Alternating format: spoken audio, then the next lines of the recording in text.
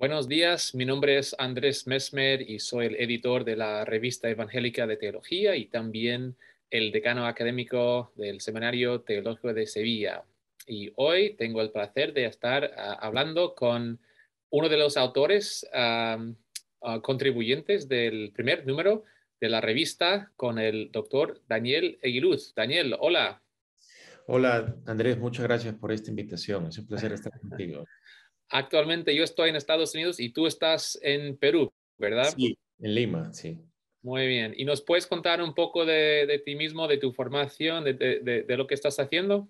Claro, sí, yo soy limeño, me crié aquí en Lima, mi esposo, estoy casado, tenemos con mi esposa dos hijos, Nathaniel y Matías. Mi esposa también es de acá de Lima, pero en mi caso estoy aquí en Lima en el presente de una manera un poco inesperada, porque en el año 99 nos mudamos con mis padres, con mis hermanos a los Estados Unidos. En ese tiempo, pues mi anhelo estaba en un lugar diferente al de ahora. Mis planes realmente no eran los de servir a Dios o hacer teología.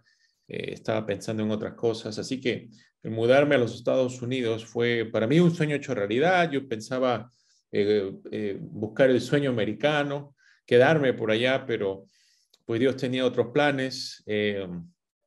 Me cambió la vida completamente y justamente después de estudiar teología, eh, la maestría, luego el doctorado, pues decidimos con mi esposa regresar aquí a Lima para servir, brindando capacitación teológica, porque vemos que la necesidad es mucha aquí. Muy bien, muy bien. Y pues hoy estamos hablando por este artículo que has escrito. Muchos pastores, un rebaño, una aplicación evangélica del modelo de unidad eclesial de Cipriano de Cartago. Lo leí por primera vez en inglés y cuando lo leí dije, tenemos que traducir este artículo al español, porque no se ve mucho de Cipriano de Cartago en el mundo evangélico, por lo menos yo no lo veo muy a menudo. Pero un personaje muy importante en la iglesia primitiva. Así que, Daniel, cuéntanos un poco, un poco del trasfondo. ¿Por qué escribiste este artículo? ¿Por qué te interesó Cipriano de Cartago? ¿Por qué te interesó su modelo de unidad eclesial? Cuéntanos un poco del trasfondo de este artículo. Sí, bueno, en mi caso, pensando en el doctorado, ya me había pues atraído mucho el estudio de la patrística, de la iglesia antigua, ¿verdad? Entonces quedaba definir realmente en qué autor, en qué personaje maestro me iba a enfocar. Y finalmente me decidí por Cipriano, eh, porque Cipriano es el primer autor que escribe obras que están dedicadas enteramente a la unidad de la iglesia. Tiene un tratado, realmente no es un tratado, ¿no? A veces se dice tratado, pero es casi como un sermón largo. Él no es un teólogo como Agustín, ¿no? Que viene después, que escriben pues como obras enciclopédicas, ¿no? Acerca de diferentes temas teológicos. Cipriano es más, es un pastor, ¿no? Él está preocupado por la administración, por la dirección de la iglesia en Cartago, y eso es lo que lo motiva. Es un autor bastante práctico, pero por las circunstancias en las que él escribe, de la primera pues, persecución general de los cristianos en el reinado de Decio, qué hacer con las personas que cayeron en la persecución, qué hacer con las personas que, porque no les gustaban las decisiones que estaba tomando la iglesia, formaron sus propias comunidades, no solamente en Cartago, sino en diferentes partes, ¿no? Cómo la iglesia se mantiene unida en medio de estas circunstancias, retos. Y entonces, esto fue lo que me llamó la atención ante la necesidad que creo que muchos reconocemos de que la iglesia evangélica bueno, de hecho algunas personas están en desacuerdo con hablar de la iglesia evangélica en singular, porque la verdad es que hay muchísimas miles de denominaciones.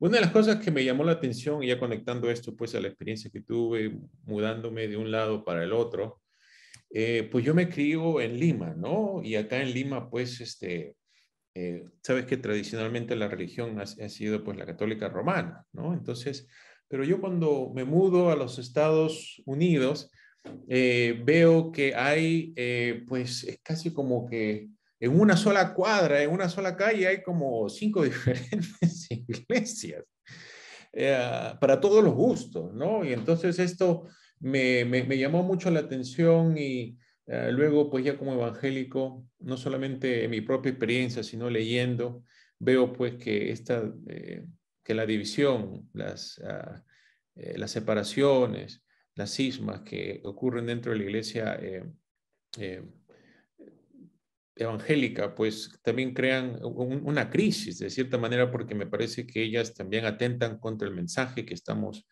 tratando de comunicar. Así que me parece que es una necesidad muy urgente y por eso que Cipriano pues tiene cosas importantes para contribuir para nosotros en el presente. Mm, genial. Y qué buen ejemplo también de poder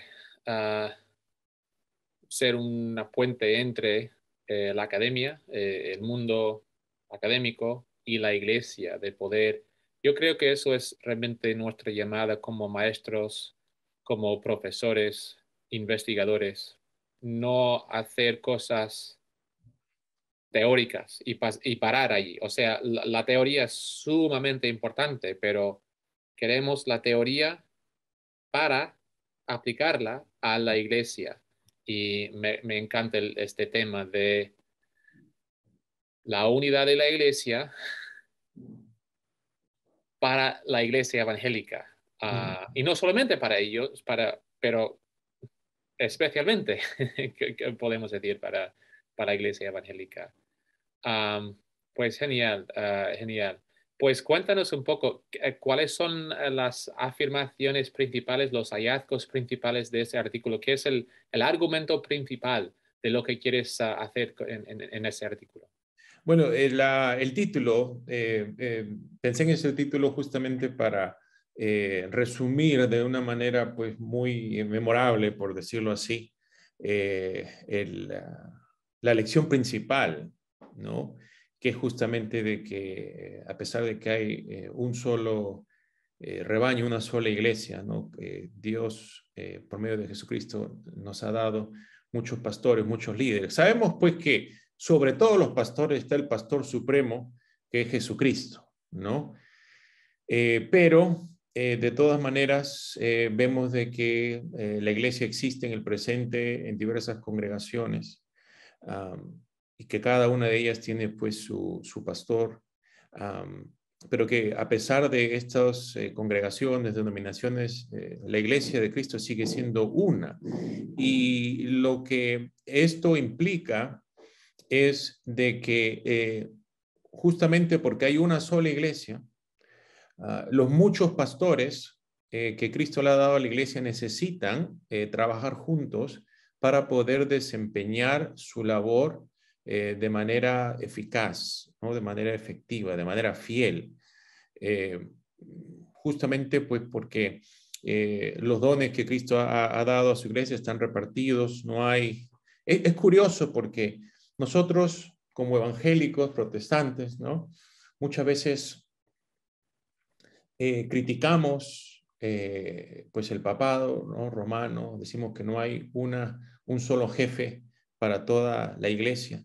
Pero muchas veces los pastores evangélicos se comportan de esa manera porque toman un lugar de que todo el mundo lo tiene que escuchar a ellos, ¿no? Y que ellos tienen la única verdad y entonces no nos damos cuenta pues de que todos estos pastores reciben el mismo llamado, el mismo encargo y por ende se crea una dependencia mutua entre los pastores, porque ninguno de ellos tiene pues toda la autoridad para toda la iglesia, ¿no? Entonces eso crea un reto, porque la colaboración no es fácil, ¿no? Todos tenemos diferencias, tenemos diferentes convicciones entre los evangélicos, así que esto de la unidad no es un proyecto fácil, es una tarea muy difícil, pero ciertamente que merece todo nuestro esfuerzo, porque es el llamado de Dios, porque es la voluntad de Cristo, y porque también refleja de manera más fiel el evangelio que predicamos, ¿no? Así que por todas estas razones creo que lo que pasa con Cipriano, y esto lo abordo un poco en el artículo, es que normalmente él dice ciertas cosas que crea de parte nuestra, de los evangélicos, una reacción negativa muy rápida, ¿no? Para empezar, pues él habla de los obispos. Él está en un tiempo en el que ya el episcopado monárquico ya estaba pues establecido en toda la iglesia, ¿no? Entonces, por un lado, esto crea una sospecha, ¿no? De parte de muchos evangélicos, ¿no? Un rechazo, una resistencia.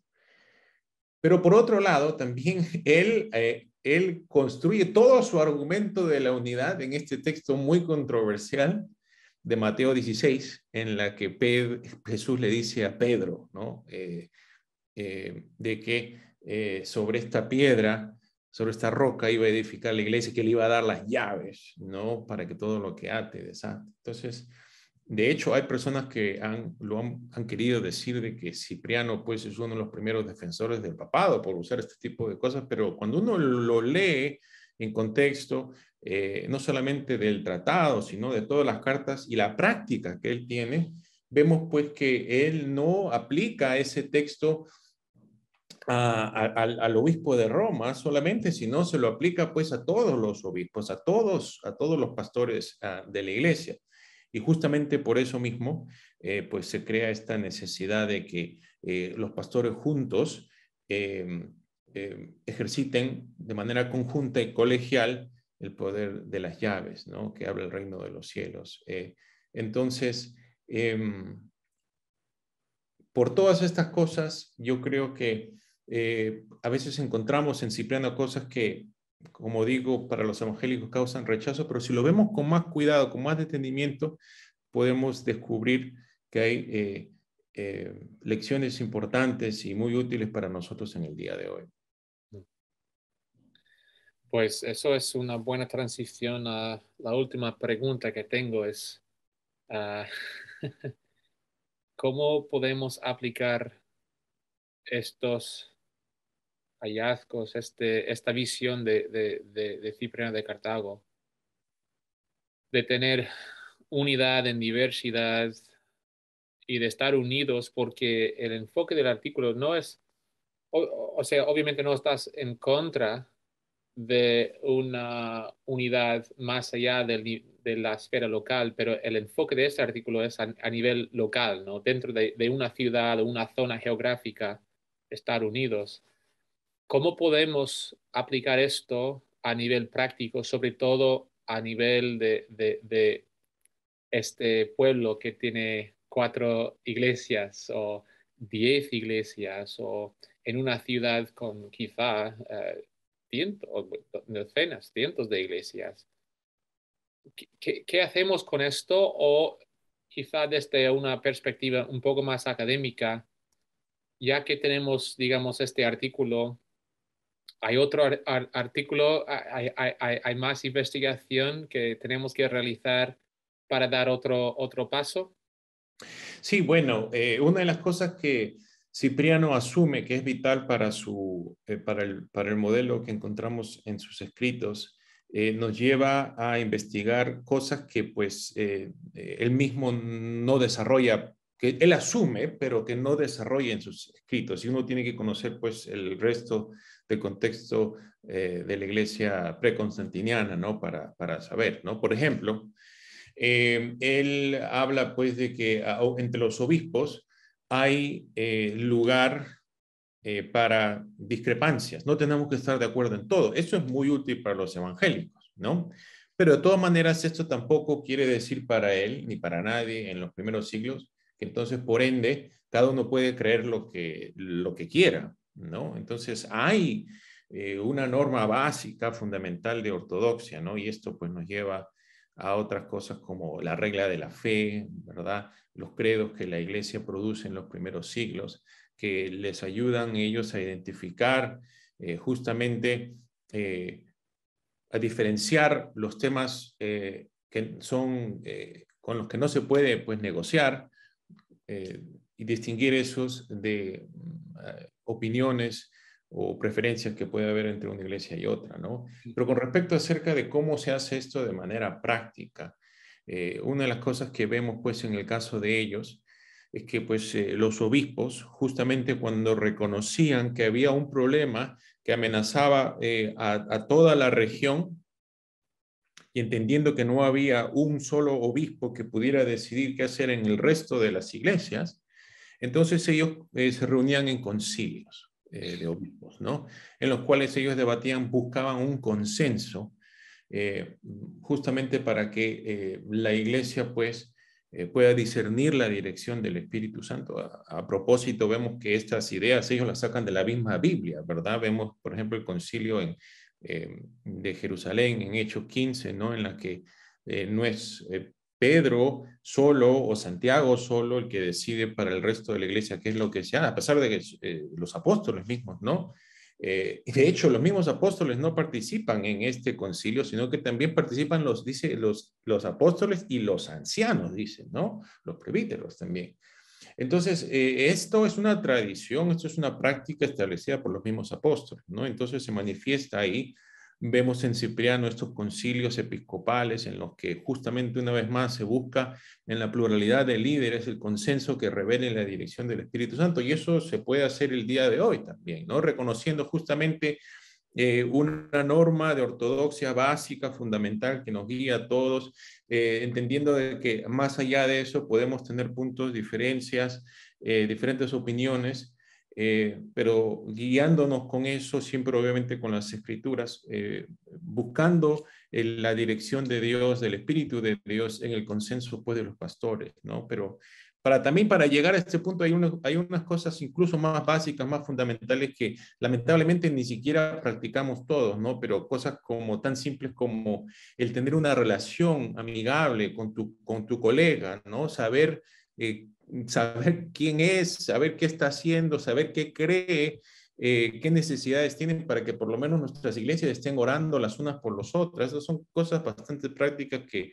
podríamos estar haciendo, que podrían también ayudarnos a llegar a tener un grado de mayor comunión y un mejor testimonio del amor al que nos llama Cristo. O sea, un primer nivel fundamental, conocer a los otros pastores de la zona, uh, orar juntos o comer, invitar a alguien a comer. Uh, Quizá segundo paso, tener reuniones para hablar de temas en común, ¿no? Y quizá incluso durante la oración pastoral, orar por otras iglesias en la zona también, ¿no? Para expresar que somos una iglesia, que todos jugamos en el mismo equipo, por decirlo así. Son pasos que podemos dar como evangélicos, ¿no? Para mejorar nuestra unidad, no mejorar la unidad, sino hacer más visible la unidad que ya tenemos en el Espíritu. Me refiero a Efesios 4. Pero, claro. Sí, y de hecho una de las cosas que tenemos que reconocer es que a veces lo que desanima a algunas personas por experiencias negativas que ellos ya han tenido, ¿no? Por cosas que ya han pasado. Decir, bueno, estos debates, estas conversaciones, estos diálogos no llevan a ningún lado. Al final cada uno va a pensar, va a decidir lo que va a decidir, no nos ponemos de acuerdo. Y lo que yo diría es de que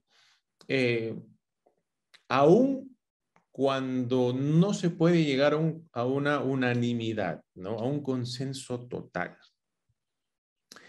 Un consenso parcial, cualquier consenso parcial que haya, va a tener mucho más peso que la opinión que tenga cada uno, ¿verdad? O sea que lo que sea que podamos decir juntos va a ser de bendición y ayuda para la iglesia, porque va a haber algún grado de unidad, ¿no? Reconociendo.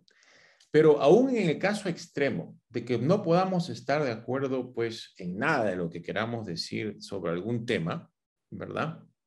Aún en ese caso extremo, yo diría que sería de beneficio el diálogo y la conversación, porque al menos al participar de ese diálogo, los pastores que participan van a poder darse cuenta de otras perspectivas que hay, de otros puntos de vista y tener un entendimiento más completo del asunto. O sea que me parece de que hay beneficio por donde se le vea y no debemos desanimarnos. Al final reconocemos de que eso es un mandamiento de Dios, el mantener la unidad del Espíritu, como tú acabas de decir, Andrés, ¿no? O sea, la unidad del Espíritu ya se nos ha dado, hay un solo Espíritu, ¿no? No hay dos, tres, cuatro, cinco espíritus, no hay un espíritu presbiteriano, otro espíritu pentecostal, otro espíritu bautista, otro espíritu, hay un solo Espíritu de Dios, ¿no? Que compartimos todos los que estamos en Cristo. Eh, pero hay que esforzarnos, ¿no? Para mantener esta unidad y para mostrar esta unidad, como tú dices. No es fácil, pero realmente vale la pena, ¿no? No solamente para la gloria de Dios, sino también para el beneficio nuestro.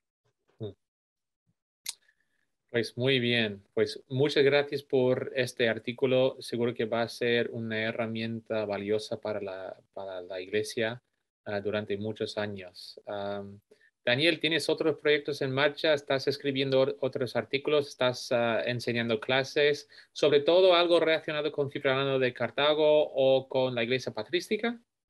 Sí, bueno, estamos muy trabajando pues en otro nuevo artículo que espero que se pueda también presentar en la revista en la que ya colaboramos acerca de la regla de la fe. Mencioné acerca de esto justamente porque es un tema que complementa mucho lo que encontramos en Cipriano, ¿no? Porque como dije, en Cipriano se asume esto, pero no se elabora, ¿no? Pero necesitamos conocer pues, cuáles son los fundamentos de la fe cristiana, los puntos más básicos, eh, realmente los elementos del Evangelio, ¿no? Entonces, por eso me interesa mucho este tema también de la regla de la fe. Estoy preparando un artículo y también una conferencia que vamos a dar aquí en Lima pronto, acá en unas semanas, así que también si se acuerdan de eso, les pido a los que estén escuchando que hagan una oración para que el Señor bendiga esa conferencia y pueda ser de bendición para la iglesia acá. Muy bien. Pues Daniel, muchas gracias por compartir tus pensamientos sobre este artículo que has escrito. Y su artículo está disponible online en la página web de la Alianza Evangélica Mundial, donde se puede descargar gratuitamente. Así que gracias por acompañarnos y nos veremos la próxima vez.